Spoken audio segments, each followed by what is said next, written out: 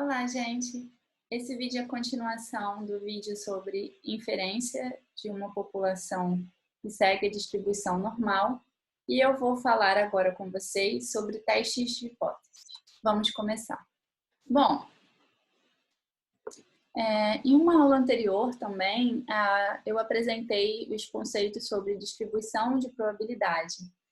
Porém, os modelos probabilísticos, como podemos ver, eles dependem de parâmetros da população que, de fato, não conhecemos, como média, desvio padrão e variância.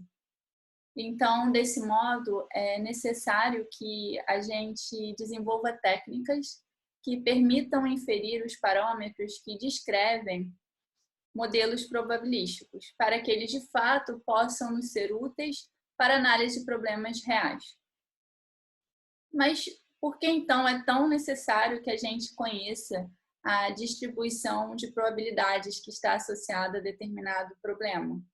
Se as curvas de distribuição de probabilidades que descrevem as flutuações aleatórias observadas em certos problemas são conhecidas, então é possível comparar os problemas e discriminar aqueles resultados que devem, de fato, ou não devem ser esperados, certo? O primeiro caso constitui o conjunto de procedimentos que chamamos testes de hipóteses.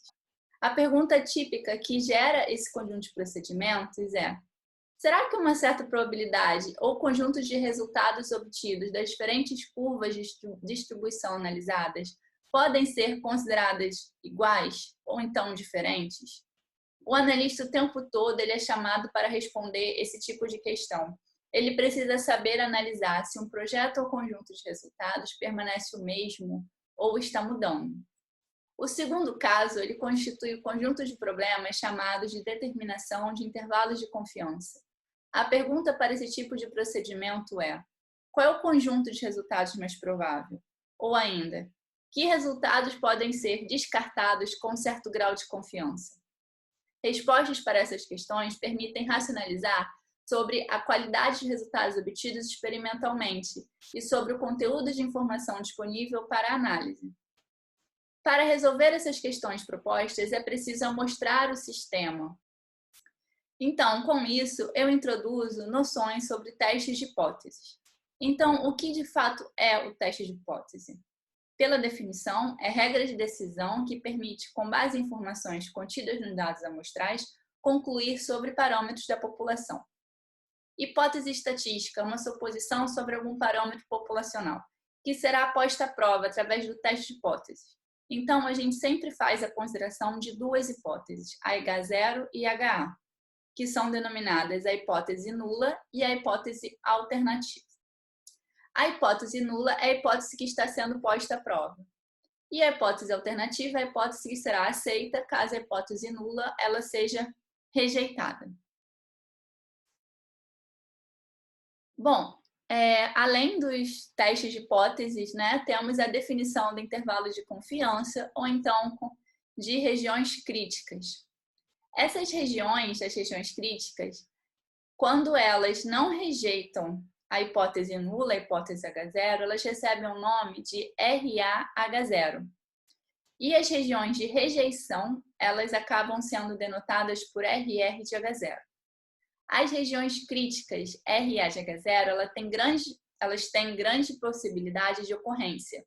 Já as regiões de rejeição, elas têm uma probabilidade de ocorrência tão baixa que podem ser descartadas na grande maioria das vezes. Para tanto, define-se como intervalo de P% de confiança a região RAH0, que concentra P% dos resultados admissíveis. Para tanto, são descartados 100 menos P%, resultados menos prováveis, sendo esses 100 menos P% divididos por 2 desses resultados estão localizados na extremidade inferior e 100 menos P% dividido por 2 desses resultados estão localizados na extremidade superior. Um outro modo da gente se referir às regiões é também pelo nível de significância alfa.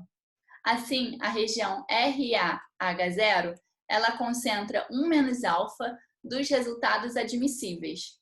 E alfa resultados são classificados como menos prováveis, sendo que alfa sobre 2 desses resultados ficam localizados na extremidade inferior e alfa sobre 2 dos resultados ficam localizados na extremidade superior.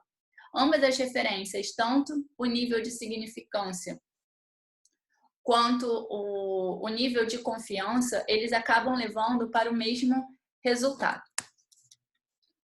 E tudo isso está mostrado aqui nesta figura, tá bom?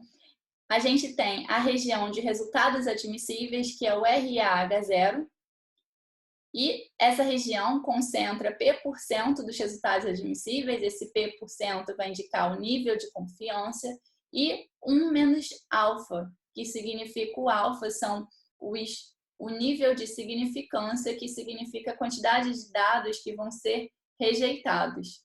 E aqui temos as duas extremidades, tá? Que indicam as regiões de rejeição. Bom, vamos falar então de mecanismos dos erros, tá? Os testes de hipótese, eles podem gerar erros, pois eles são baseados em amostras aleatórias. Uma outra amostra retirada, ela pode fornecer valores diferentes daquela utilizada na realização do teste. Vamos considerar o seguinte exemplo. Ao observar certas alterações físicas, o indivíduo Pedro, ele supõe estar com hepatite. Ele fez uma reflexão e formulou as seguintes hipóteses. A hipótese nula é que Pedro está com hepatite.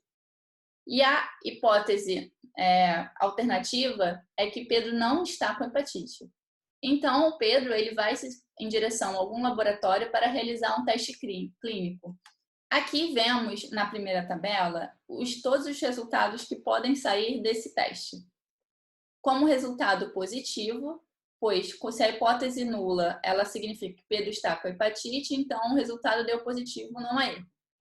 Agora, se o resultado der negativo, indicando que na hipótese nula é um falso negativo, pois segundo a hipótese, o Pedro tem hepatite.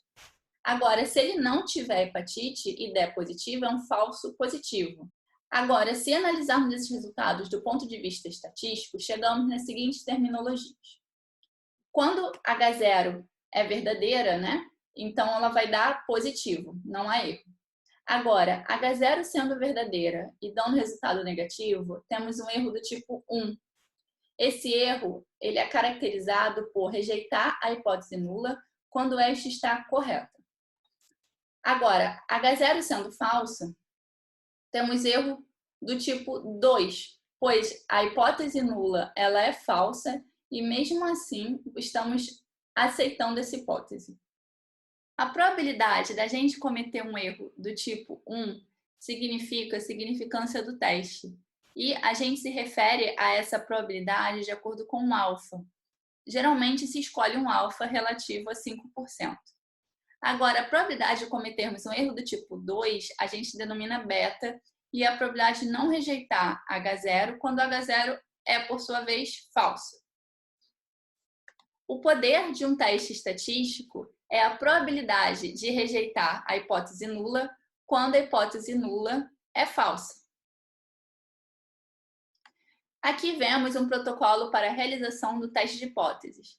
Precisamos, primeiramente, enunciar claramente as hipóteses nula e hipótese alternativa, fixar o nível de significância e determinar as regiões críticas do nosso teste, as regiões de rejeição da hipótese nula e as regiões de aceitação dessa hipótese, calcular o valor da estatística, denominados aqui V, a estatística do teste, que depende do parâmetro no qual se quer testar. Se V pertence à região RA, não se rejeita H0. Agora, se V pertence à região RR, a gente faz a rejeição da hipótese H0. A probabilidade de significância p-valor, o nível descritivo do teste, é a probabilidade de ocorrência de valores da variável V do teste mais extremos que é obtido através da amostra. Vamos ver isto através de um gráfico. Quando o teste de hipótese está sendo feito em relação à distribuição T de student. Logo, o V, a gente está se referindo ao parâmetro T de student. O p-valor vai ser igual à área direita do T calculado. Isso aqui é um valor que vamos determinar. Agora, o alfa vai ser a área direita do T tabelado. Esse T tabelado a gente vai determinar através de uma tabela do teste T-de-Student. Tá? Então, aqui temos um exemplo de quando a gente rejeita a hipótese nula, ou seja, quando o valor calculado, né, ele é maior ou igual ao valor T-de-Student tabelado. Por quê? Porque o que acontece aqui neste caso? Considerando, né, que o eixo X cresce da esquerda para a direita, então a gente confirma que o T calculado ele realmente é maior do que o T tabelado, e o nível de significância alfa, ele representa toda essa região amarela e rosa, tá? Então a gente acaba, essas duas regiões, elas pertencem à região de rejeição da hipótese H0. E aqui o p-valor ele acaba sendo um valor menor ou igual a alfa, porque alfa contempla toda essa região aqui. Agora, quando a gente aceita a hipótese nula, é esse caso aqui, porque a região alfa, no caso, é essa região menor, tá? Essa é a região de rejeição da hipótese nula. Só que o nosso T-de-Student calculado, ele não está todo incluso nessa região, entendeu? Então, aqui o nosso p-valor, ele é maior que alfa. E nesse caso, a gente aceita a hipótese nula. Bom, estando claro esse procedimento de aceitação e rejeição da hipótese nula, vamos no próximo vídeo falar sobre inferência sobre a média de uma população normal. Até mais!